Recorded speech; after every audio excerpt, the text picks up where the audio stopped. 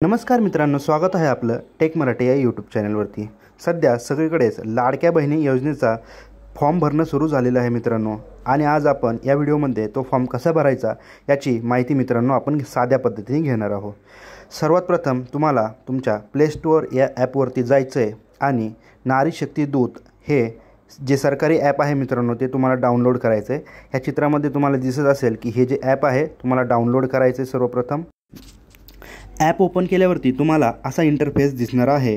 इथे तुम्ही बघू शकता की ॲप ओपन केल्यानंतर तुम्हाला स्किप बटन आणि त्याच्या शेजारी 3 पेजेस ओपन होतील। त्यामध्ये तुम्हाला नारी शक्ती दूत ह्या ॲपमध्ये आपले स्वागत आहे अशा प्रकारचे इंटरफेस तुम्हाला दिसेल। त्यानंतर तुम्ही हे स्किप करू शकता आणि इथून पुढे आल्यावरती तुम्हाला एक लॉग इन तुमचा जो मोबाईल नंबर आहे तो टाकायचा आहे आणि ॲक्सेप्ट टर्म्स अँड कंडिशनवर क्लिक करून सबमिट करायचा आहे। त्यानंतर तुम्हाला एक OTP येईल, तो येथे प्रविष्ट केल्यावरती जे पुढचे पेज तुम्हाला दिसेल, प्रोफाईल आपले अपूर्ण आहे त्यासाठी आपली माहिती भरा येथे क्लिक करायचं आहे आणि तुमची माहिती येथे भरायची आहे। तुमचं पूर्ण नाव, ईमेल ID टाकला नाही तरी चालेल।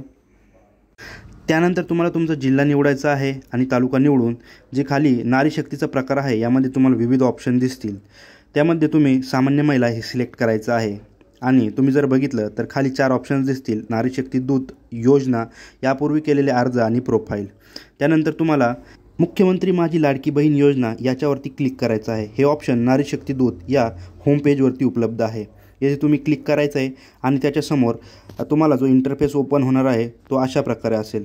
येथे तुम्हाला तुमचं सर्व इन्फॉर्मेशन भरायचं आहे, व्यवस्थित बघून घ्या। येथे तुम्हाला आधार कार्डप्रमाणे नाव भरायचं आहे। तुम्हाला पतीच्या नावाने किंवा वडिलाच्या नावाने, त्याच्या नावाने तुमचं लग्न झाले असेल तर पतीच्या नावाने भरा, लग्न नसेल झाले तर वडिलाच्या नावाने भरा। महिलेचं लग्नापूर्वीचं नाव, तुमची जन्मदिनांक, त्यानंतर आधार कार्डचा पत्ता आणि इत्यादी माहिती तुम्हाला येथे भरायचं आहे। तुम्ही कोणत्या जिल्ह्यातून अर्ज करताय, तुमचं गाव किंवा शहर कोणतं आहे, तुम्ही येथे असे जिल्हा निवडण्यासाठी येथे ड्रॉपडाऊनवर क्लिक केलं तर जिल्हा निवडू शकता। त्यानंतर व्यवस्थितपणे तुम्हाला इथे तुमचा तालुका, गाव, शहर, पिनकोड, मोबाईल क्रमांक एकदम व्यवस्थित टाकायचा आहे, आधार कार्ड क्रमांक टाकायचा आहे आणि तुम्हाला खाली दिसेल की तुम्ही शासनाच्या विभागामार्फत राबविण्यात येणाऱ्या आर्थिक योजनेचा कोणता लाभ घेत आहात का।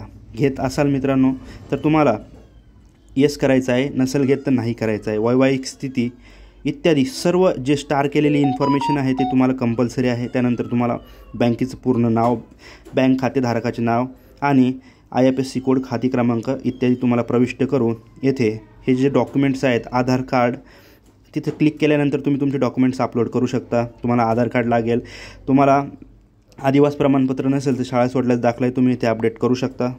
जॉईंट खाते येथे चालणार नाही आहे। त्यानंतर सर्व डॉक्युमेंट सबमिट करून माहिती जतन करा या बटनावरती क्लिक करायचं आहे आणि त्यानंतर तुम्हाला असा इंटरफेस दिसेल। तुमचा जो संपूर्ण भरलेला फॉर्म तो कन्फर्म करण्यासाठी सबमिटवरती क्लिक करायचं आहे। नंतर OTP परत येणार, तुम्हाला तो OTP इथे टाकायचा आहे आणि होम पेजवरती जायचं आहे आणि तुम्ही येथे तुमचा केलेला अर्ज यामध्ये तुम्ही तुमचा अर्ज बघू शकता। अशा प्रकारे सर्व फॉर्म भरून झाल्यानंतर तुम्हाला तुमचा केलेला अर्ज या ऑप्शनमध्ये बघायला भेटेल। आणि व्हिडिओ जर आवडला तर एक लाईक नक्की करा आणि चॅनलला सबस्क्राईब करा। धन्यवाद।